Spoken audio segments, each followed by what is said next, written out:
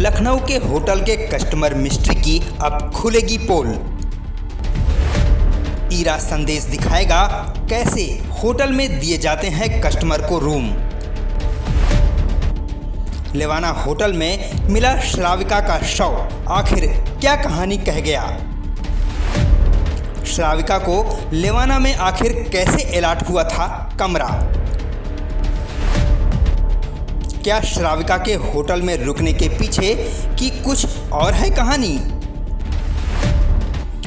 होगी पूरी पड़ताल और बताएंगे सारा सच।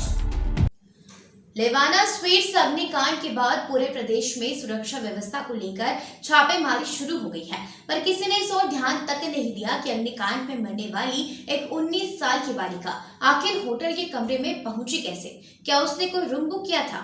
इस बात की जानकारी प्रशासन के पास भी नहीं है। श्राविका का शव इस तरह होटल के अंदर मिलना लखनऊ में होटलों के कस्टमर मिस्ट्री की पोल खोलता नजर आ रहा है।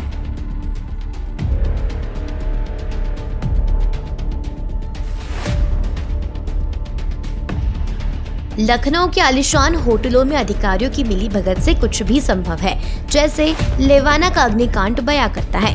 यह अग्निकांड में जिन 4 लोगों की मौत हुई है वो सभी लखनऊ के रहने वाले थे। इन मौतों ने जहां सुरक्षा व्यवस्था को लेकर प्रशासनिक मिली भगत को उजागर किया है, वहीं 19 वर्षीय श्राविका की मौत ने पुलिस की कार्यप्रणाली पर भी सवाल खड़े कर दिए हैं। वैसे तो किसी भी होटल में कोई भी बालिग कपल कमरा बुक कराकर रह सकता है, यह उनका निजी मामला है। सरकार ने इसके लिए कोई कानून भी नहीं बनाया है। यह तभी संभव है जब उनके घर वालों को इसकी जानकारी हो। अगर हम भारतीय वयस्कता अधिनियम की बात करें तो इसके मुताबिक 18 साल की लड़की और 21 साल के लड़के को अपनी मर्जी से संबंध बनाने और शादी करने का अधिकार है। बालिग युवक युवती किसी भी होटल में रूम भी बुक करा सकते हैं। उन्हें अपना आईडी प्रूफ जमा कराना होगा। आईडी प्रूफ देने के बाद कोई होटल संचालक रूम बुक करने से मना नहीं कर सकता। ऐसे में यदि पुलिस छापा मारती है तो पुलिस को युवक युवती अपने रिश्तेदारों के बारे में बता सकते हैं, आइडेंटिटी प्रूफ दिखा सकते हैं और परिजनों से बात करवा सकते हैं। ऐसे मामले में पुलिस इमरोल ट्रैफिक एक्ट के तहत कार्रवाई करती है। अनैतिक गतिविधियों को रोकने के लिए इस एक्ट का इस्तेमाल किया जाता है, लेकिन यदि किसी युवक युवती का आपस में संबंध है और इसकी जानकारी उनके घर में भी है तो पुलिस उन पर कोई कार्रवाई नहीं कर सकती। लेकिन यहाँ श्राविका का मामला बिल्कुल अलग है।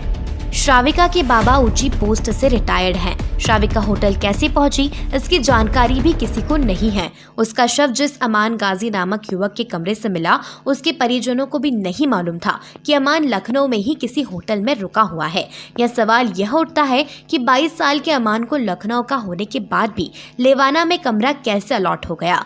होटल मैनेजमेंट ने स्थानीय युवक को बिना किसी खास वजह के रूम कैसे दे दिया, जबकि लखनऊ प्रदेश की राजधानी है और यहाँ होटलों में रूम देने के लिए पुलिस प्रशासन के विशेष निर्देश हैं।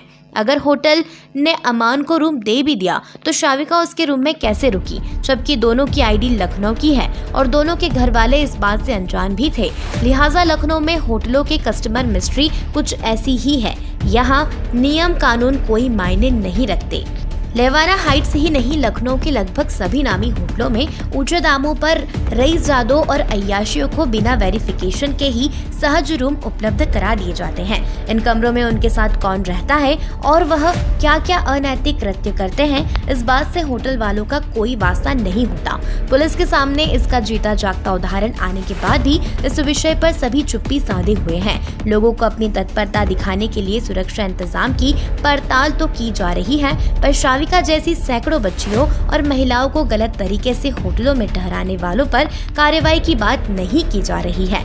पूरे मामले को दबाने और अपनी कमी छुपाने के लिए पुलिस ने मृतका का डिटेल तक सार्वजनिक नहीं किया, लेकिन इंदिरा नगर सेक्टर 17 निवासी श्राविका पंत उर्फ चिया के घर परिजनों और रिश्तेदारों की भीड़ में जो चर्चा रही वह राजधानी की व्यवस्था पर सवाल जरूर खड़ा करता है।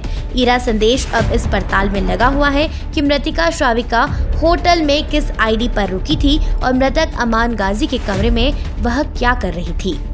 ब्यूरो रिपोर्ट, ईरा संदेश, यूपी।